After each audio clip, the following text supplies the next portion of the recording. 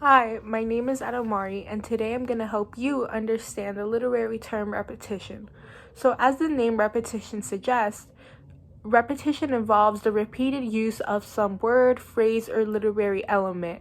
When referring to poetry, people typically think of repetition as a repeated use of a word or phrase. Typically, the literary element aspect doesn't come to mind. And while words and phrases are definitely used the most in relation to repetition, it is also important to take into account the literary element aspect. So, repetition of a word or phrase can be divided into two types, anaphora and epistrophe.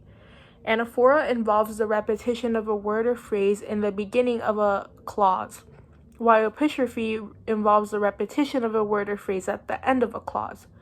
So, a good example where we can visualize anaphora plus a literary element repetition is the poem Spring by Camille Gotera. This poem is great as it involves two types of repetition, with one of them not being as obvious as the other.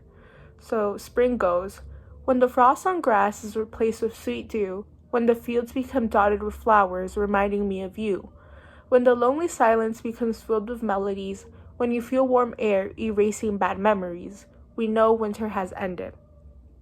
So the use of when the in the beginning of each line of this poem is an example of anaphora.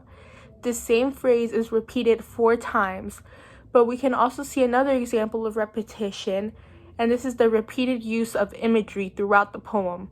So while the same word is not being used over and over, the Camille Gotera is using the literary element of imagery. And she does this by using words such as sweet dew, grass, flowers, melodies, all things that are done intentionally to remind us, the readers, of spring. So these are very good examples of anaphora and literary element repetition. And now epistrophe we can see epistrophe used in The Merchant of Venice by William Shakespeare. It goes, if you had known the virtue of the ring, or half her worthiness that gave the ring, or your own honor to contain the ring, you would not have parted with the ring.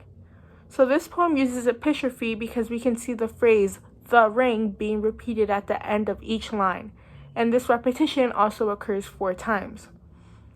Based on these examples, I hope you can now better understand the literary term repetition. Bye!